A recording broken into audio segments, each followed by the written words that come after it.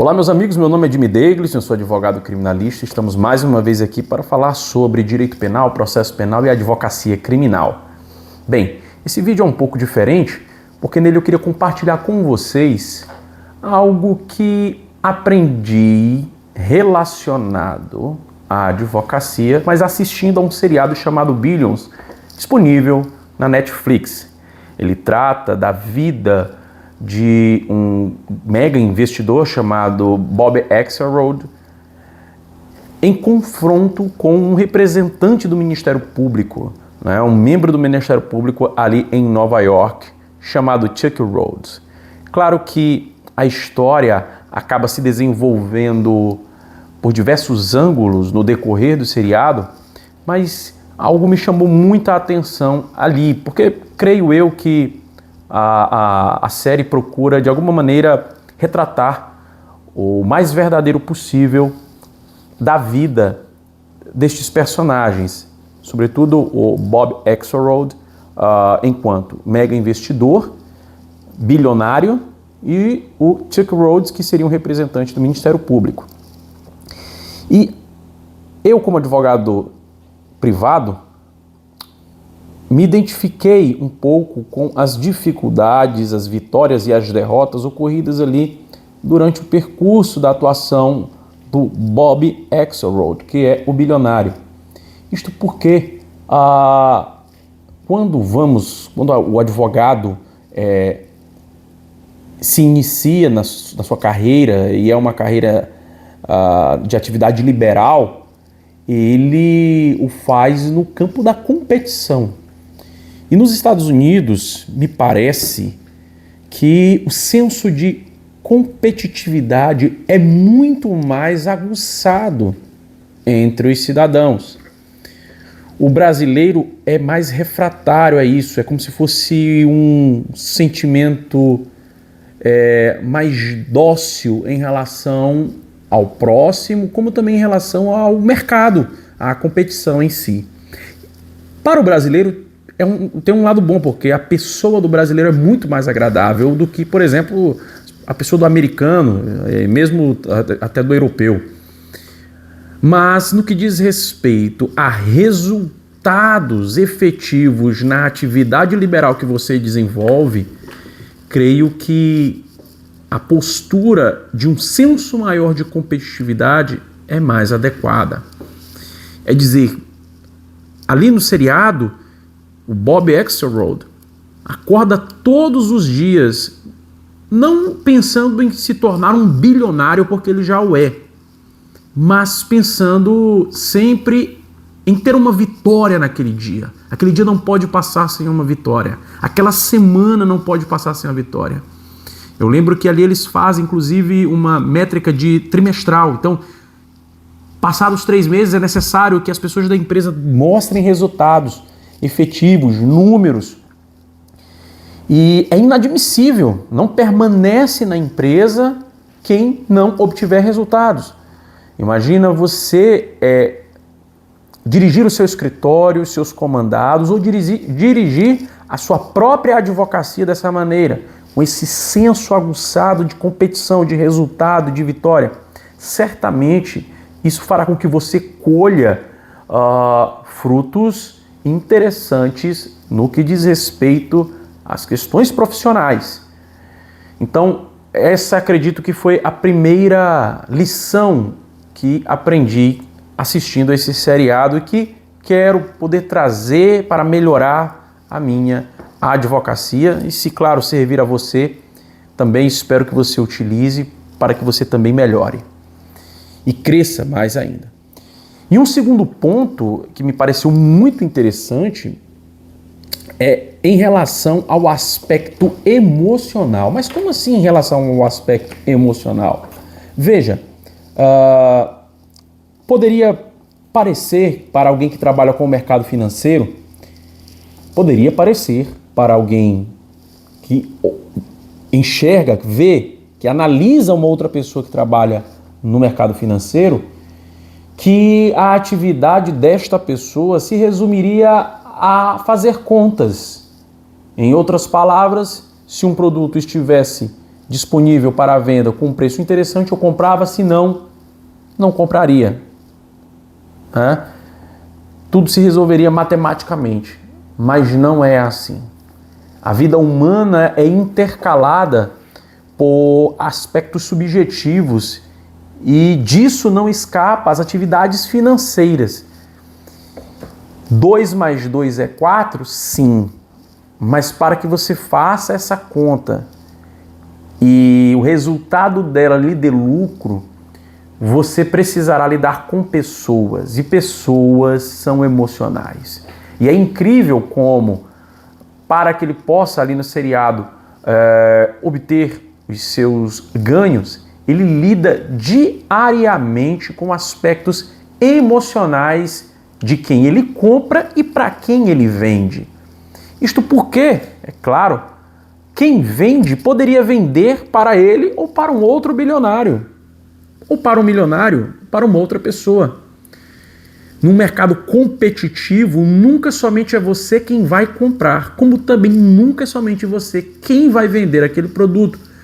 A ideia do livre mercado é extinguir as suas chagas, como chaga é o monopólio. Então, nesse sentido, nunca é você quem vai somente comprar ou está disposto a comprar, como também nunca é somente você quem está disposto a vender aquele produto. Então, quando ele vai lidar com algumas pessoas, ele sempre cria algum ambiente emocional ou razões emocionais para que aquela pessoa possa vender aquele produto, vender aquelas ações, incorporar uma empresa, etc. Ou ele também possa vender as dele para uma outra pessoa. Quando o advogado lida com clientes na hora da elaboração de um contrato, ele tem que saber que, para que o contrato seja fechado, não é necessário, aliás, não vale somente a questão do preço dos seus honorários, da precificação do seu trabalho, não. Muitas vezes você tem que apelar a questões emocionais. Quando eu digo isso, não é que você deva ser um fraudador de sentimentos ou de emoções, não é isso. Mas as palavras que você coloca, as razões que você dá, nunca devem ser somente razões numéricas, porque elas não convencem o cliente. O cliente é convencido muito mais por questões subjetivas, emocionais, quando ele vai fechar um contrato. E você, como está tentando vender a ele, você não é o único que vende esse serviço para ele, se quiser que o contrato seja fechado, deve estar atento a estas situações. Muitos livros de vendas, autores que trabalham com questões de compra e venda, etc., falam disso. Que o aspecto emocional ele é muito mais forte que o aspecto objetivo. E isso deve ser levado em conta para o advogado, como é levado em conta por um bilionário que, para realizar os seus negócios, também apela a essa situação. E no caso do Chuck Rhoades, que é o representante do Ministério Público ali em combate com aquele bilionário, também vale. A mesma coisa vale. Quando ele vai lidar com o juiz, quando ele vai lidar com outros advogados, quando ele vai lidar com outros colegas representantes do Ministério Público, ele enfrenta esta mesma questão. Ele enfrenta esse mesmo desafio. Então, o controle emocional, saber manejar o ambiente emocional, saber manejar as palavras, as razões emocionais do teu debatedor, do teu cliente, do teu colega, do juiz ou de um promotor, é uma ferramenta importantíssima, essencial, da qual o advogado não pode abrir mão. Grandes resultados passam por isso. Veja que a jurisprudência das cortes superiores, elas mudam não baseado somente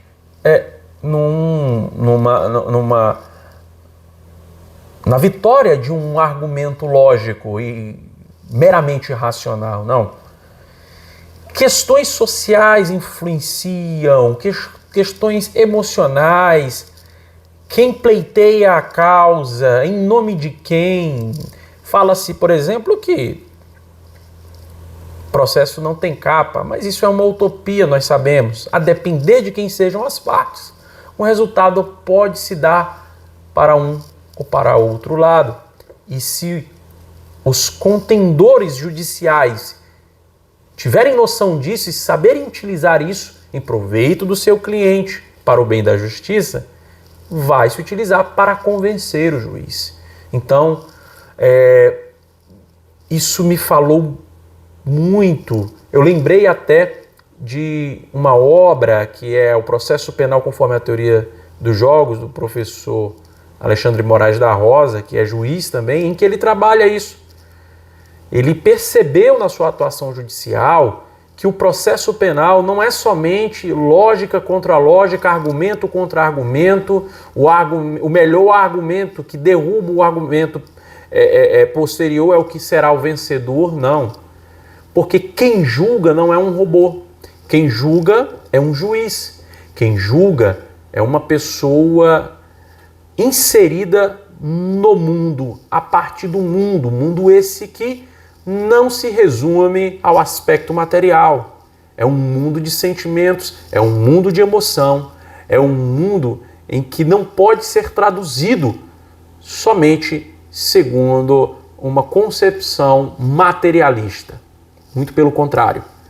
A concepção informal, subjetiva, ela está muito mais atrelada e tem uma maior força quando tratamos com o ser humano.